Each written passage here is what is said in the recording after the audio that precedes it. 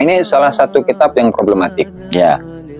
Kenapa? Satu, kitab ini ditemukan di Maktabatul Wafa yang ada di Mesir saat itu, dan penyalinya yaitu dari keluarga Al-Wafaiyah yang ada di Mesir, dan untuk tahunnya, tahun penulisannya dan lain sebagainya, artinya naskah asli dari kitab Ar-Raudul Jali itu tidak ditemukan. Artinya yang ditulis langsung oleh Syekh Murtadho Az-Zabidi tidak ditemukan. Ya. Nah, itu kejadiannya sama kan? Ya, betul. Dengan yang tadi awal itu.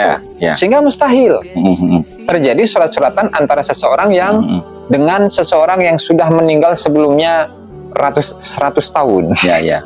Karena ilmu nasab ini harus jelas ya. Betul. Data sejarah dan fakta sejarahnya kan. Tidak boleh ini. Ini kan apa namanya keramatan aulia, nggak bisa begitu nggak kan bisa.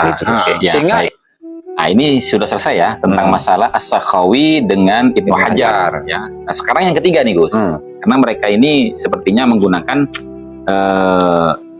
hujah yang ini itu lebih kuat. Karena apa? Karena mereka menarasikan bahwasanya hujah yang ketiga ini berkaitan dengan sanad keilmuan ulama Nusantara, yaitu Syekh Murtadho Az-Zabidi ya. Di mana Syekh Murtadho Az-Zabidi ini memang menjadi mata rantai sanad keilmuan ulama Nusantara. Nah, beliau menulis dalam kitabnya Ar-Raudul Jali ya tentang nasabnya Habaib ini. Nah, itu bagaimana? Karena mohon maaf nih, narasi yang dibangun oleh klan Ba'alawi dan para pendukungnya ini, beliau mengatakan bahwasanya Khatimatun Nasyabah itu adalah Murtadho Az-Zabidi, sehingga tidak ada ulama ahli nasab yang sepadan dengan Murtadho Az-Zabidi. Lalu bagaimana? Jadi Murtadho Az-Zabidi ketika menyebutkan tokoh-tokoh dari Ba'alawi itu tidak hanya menyebutkannya dalam kitab Ar-Raudul Jali saja sebenarnya, Gus. Misalkan dalam kitab Ithaf Sadatul Muttaqin, Syarah Ihya Ulumuddin, di sana menyebutkan salah satu tokoh dari Al-Idrus. Kemudian di mana Tajul Arus min Jawahiril Qamus, syarah dari Al-Qamusul Muhit, itu pun juga menyebutkan salah satu tokoh dari Al-Idrus ketika menyebutkan apa makna dari Al-Idrus itu apa. Kemudian dalam kitabnya yang lain, Sabaikuz Zahab kalau tidak salah, masih manuskrip itu Gus dan belum dicetak, itu pun juga menyebutkan bahwa Ba'alawi adalah keturunan dari Ali Al-Uraidi. Begitu juga dalam kitab Musyajjar ya, Musyajjar, cuman catatan kakinya Murtadho Az-Zabidi terhadap kitab, salah satu kitab Musyajjar, Al-Musyajjarul Kasyaf kalau tidak salah, itu pun juga menyebutkan Ba'alawi. Ya. Oke, itu pendapat beliau. Nah, sebelum ke sana, nah kita pindah lagi nih ke Ar-Raudul Jali. Untuk kitab Ar-Raudul Jali sendiri, Gus ya, ini salah satu kitab yang problematik. Ya. Kenapa? Satu, kitab ini ditemukan di Maktabatul Wafa yang ada di Mesir saat itu, dan penyalinya yaitu dari keluarga Al-Wafaiyah yang ada di Mesir, dan untuk tahunnya, tahun penulisannya dan lain sebagainya, artinya naskah asli dari kitab Ar-Raudul Jali itu tidak ditemukan. Artinya yang ditulis langsung oleh Syekh Murtadho Az-Zabidi tidak ditemukan. Hanya salinan dari salinan saja. Itu Gus. Itu satu. Kemudian yang kedua, untuk naskah-naskah yang dimiliki oleh Alwi bin Thahir Al-Haddad, kemudian juga catatan dari Alwi bin Thahir Al-Haddad atas kitab Ar-Raudul Jali. Nah, kemudian juga manuskrip atau salinan yang disalin oleh muridnya Alwi bin Thahir Al-Haddad itu, kalau tidak salah ada satu orang dari Al-Kaf itu menyalin dari manuskrip yang sama. Nah, kemudian ketika kitab ini Ar-Raudul Jali ditahqiq oleh Muhammad bin Abu Bakar Badib, ya, beliau ternyata di situ menemukan banyak kerancuan-kerancuan, di mana kerancuan-kerancuan ini mustahil datangnya adalah dari Syekh Muhammad Murtadho Az-Zabidi. Nah, sehingga penisbatan kitab itu diragukan kepada Syekh Muhammad Murtadho Az-Zabidi. Nah, diantaranya, berarti ada seorang peneliti atau pentahqiq kitab itu, itu yang meragukan penisbatan kitab Ar-Raudul Jali itu kepada Syekh Murtadho Az-Zabidi. Nah, ini perlu ada korinah nih untuk memastikan bahwasanya betul-betul Ar-Raudul Jali ini adalah karya tulis daripada Syekh Murtadho Az-Zabidi, kan begitu ya? Nah, baik Gus. Nah, sehingga ini masih belum beres nih Gus ya. Sehingga misalkan ini kisah kedatangan atau kehijrahan dari Ahmad bin Isa dari Basrah ke Hadramut. Itu kan terjadi pada tahun 300, kalau versi itu kalau tidak salah ya, karena kitabnya di atas sebelum kita ambil, 320 ya, sampainya ke Hadramut atau 319 lah ya. Yang menceritakan itu adalah Az-Zubairi, Mus'ab Az-Zubairi. Ya, sementara Mus'ab Az-Zubairi itu meninggal pada tahun 250-an.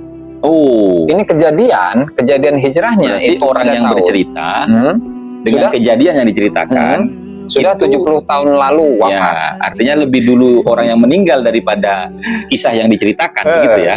Betul. Sehingga tidak sinkron gitu ya. Oke. Nah, Itu satu. Ya. Kemudian ada yang kedua nih, yaitu siapa? Bapaknya Muhammad Maulad Dawileh. Bapaknya Muhammad Maulad Dawileh yaitu Ali bin Alwi. Ya, ya. Ali bin Alwi, ya, Ali bin Alwi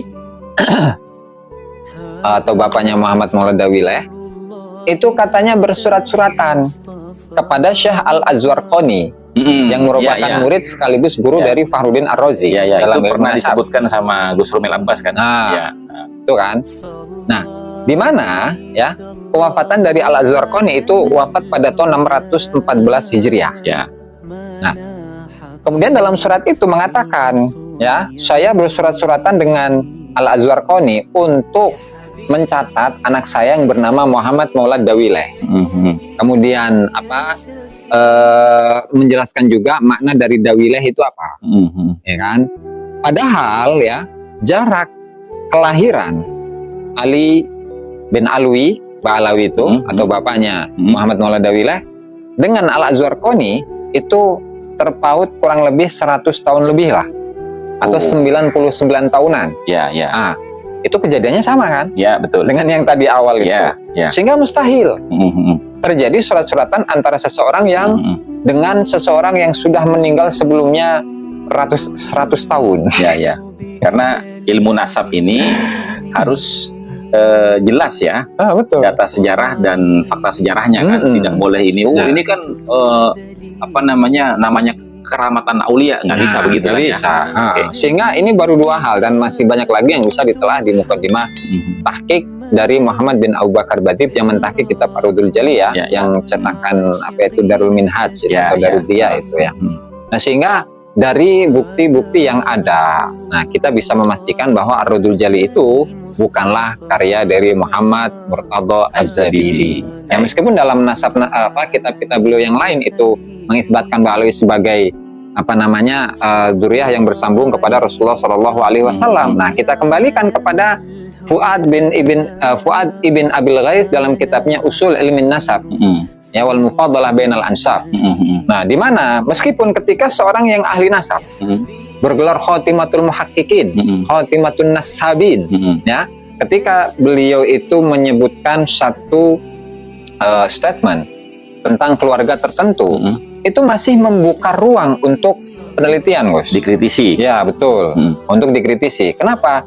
Karena sebagaimana dalam kitab ini, dalam kitab Muqaddimat fi Ilmin Nasab itu, di mana seorang peneliti itu merupakan ruknun min arkani hadzal ilm, merupakan pokok dari pokok-pokok yang ada dalam ilmu ini. Nah, sehingga pengkajian, penelitian itu akan selalu terbuka sampai kapanpun. Karena ilmu nasab itu bukan seperti ilmu kita, seperti ilmu tauhid. Kita harus percaya kepada Allah, Allah Maha Esa gitu. Nggak seperti bukti. itu, Gus. Nggak perlu bukti, bisa dilihat atau apa ya. Kan tauhid kan doktrin, Gus. Sementara nasab adalah pengetahuan mengenai sejarah. Gitu, Gus. Betul. Nah, kemudian gini, Gus. Ini yang terakhir ya. Yang terakhir ini, karena ini sudah menjelang maghrib gitu kan. Yang terakhir begini, Gus. Ketika di debat Banten, ya, itu kan mempertanyakan tentang sanad daripada Abdullah yang diklaim oleh klan Ba'alawi sebagai salah satu putra daripada Ahmad bin Isa, yang menurut penelitian Kiai Imad, ya, kemungkinan ada penambahan putra daripada Ahmad bin Isa yang disebutkan oleh Fakhruddin Ar-Razi dalam kitabnya Syajarah Mubarakah itu 3 orang, itu sudah tertutup. karena menggunakan sigot hasr. Talata. Ya. Lalu Ustadz Wafi di situ kan bertanya, ya, kalau memang kalian mempertanyakan sanadnya Abdullah atau Ubaidillah sebagai putra dari Ahmad bin Isa, lalu saya akan kembali bertanya juga, gitu loh. Dari mana sanadnya? Fakhruddin Ar-Razi dalam kitabnya Asy-Syajarah Al-Mubarakah itu menyatakan bahwasanya Husain dan Ali itu adalah salah satu putra di antara putra-putranya Ahmad bin Isa. Ya. Sementara ulama-ulama nasab al-mutaqaddimin sebelumnya tidak ada yang menyebutkan Ali dan Husain, hanya menyebutkan Muhammad saja. Ya, itu bagaimana, Gus? Itu ada dua jawaban sebenarnya, Gus. Ya, untuk satu, yang pertama, ya kita nggak ada sangkut pautnya dengan Ali dan Husain. Ya, karena itu bukan materi atau objek yang memang sebenarnya begitu. Satu. Kemudian yang kedua, asal usul dari Imam Fakhruddin Ar-Razi itu ada di daerah mana? Roy. Ya. Kemudian keturunan siapa itu, Ali atau Husain tuh yang ada di Roy itu? Keturunan Muhammad. Muhammad ya. Muhammad itu kan ada di Roy. Satu daerah nggak? Satu daerah. Satu tempat, satu daerah ya. Sehingga apa? Sehingga yang dilakukan oleh Imam Fakhruddin Ar-Razi itu adalah melakukan korespondensi, wawancara terhadap dzurriyyah keturunan dari Muhammad yang ada di Roy, yang menceritakan tentang saudara-saudaranya yang lain yang tidak direkam di dalam kitab-kitab nasab yang sebelumnya. Nah, sehingga karena ada unsur baladiyu apa istilahnya itu? Baladiyu rojul, ya, atau satu daerahnya seseorang, satu tokoh, di mana Imam Fakhruddin Ar-Razi dengan keturunannya Muhammad bin Ahmad bin Isa itu satu daerah, maka sesuai dengan keterangan yang ada dalam kitab Al-Kafil Muntakhab, nggak saya bawa itu datanya lebih dipercaya daripada informasi yang didapatkan dari orang yang ada di luar daerah Roy, gitu Gus. Sehingga apa? Sehingga kita tidak perlu, atau mau meneliti juga silahkan ya, tentang keturunan dari Muhammad, Ali dan Husain ya. Meskipun tidak disebutkan oleh ulama-ulama nasab terdahulu, ya itu nggak masalah, dan itu masih membuka ruang. Tapi karena objek kita itu bukan keturunan dari Ali dan Husain, ya, dan karena yang sekarang itu dibahas adalah Ubaidillah, maka kita fokusnya kepada itu, Ubaidillah, ya. Dan sebenarnya hal ini sudah dijelaskan oleh Kiai Haji Imaduddin sebelum debat Banten saat itu. Nah, silakan Anda baca saja itu, bagaimana statement dari Kiai Haji Imaduddin mengenai korespondensi yang dilakukan oleh Imam Fakhruddin Ar-Razi mengenai keturunan Ahmad bin Isa Al-Abah. Berarti ini mungkin bisa diartikan bahwasanya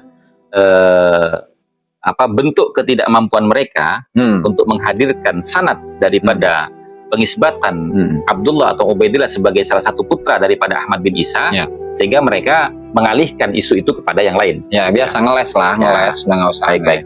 Meskipun saya dicaci maki dengan ngangan, saya serius Gus. Emang ngangan itu apa sih? Saya nggak tahu itu. Ya terus terang saja. Bahasa ngangan itu adalah bahasa orang Madura. Madura itu dan itu sangat tidak sopan dan sangat kasar di forum yang sangat mulia seperti itu, sehingga banyak ya komentar-komentar daripada para kiai, para gawagis yang menyayangkan Ustadz Wafi sampai mengatakan kalimat ngangan itu. Jangankan dibilang ngangan ya, kita disebut sebagai orang-orang yang dungu pun biasa aja sebenarnya, Gus. Mau disebut ngangan, mau dungu, mau bodoh, mau tolol, bebas. Bebas dicaci maki, udah biasa saya. Udah makanan saya sehari-hari. Iya, betul. Karena memang perjuangan untuk meluruskan kebenaran itu memang perlu penuh dengan penuh dengan kerikil-kerikil tajam yang menghalangi perjalanan itu. Kalau mau dibilang muka saya udah muka tembok, bukan masalah. Muka tembok muka saya. Iya. Ya baik, Gus Aziz, kira-kira cukup sampai di sini ya, karena ini sudah waktunya menjelang maghrib. Dan lampunya mudah-mudahan ya, dan lampunya juga kurang ini nih ya. Jadi mudah-mudahan apa yang tadi kita dengarkan dari obrolan kami tentang masalah kitab sezaman, tentang masalah hujjah daripada adanya Muhammad, Ali dan Husain yang ditulis oleh Fakhruddin Ar-Razi dalam kitabnya Syajarah Mubarakah, dan juga pernyataan-pernyataan ulama-ulama an-nasabah yang menyelisihi daripada catatan-catatan yang sudah tertulis oleh ulama-ulama sebelumnya, itu sudah dijabarkan semua oleh Gus Aziz Jazubi. Nah, kira-kira demikian teman-teman ya, mudah-mudahan bermanfaat dan bisa mendatangkan kefahaman dan pencerahan kepada semua yang mendengarkan video ini. Amin. Wabillahi taufiq wal hidayah wal afu minkum. Wassalamualaikum warahmatullahi wabarakatuh. Waalaikumsalam warahmatullahi wabarakatuh.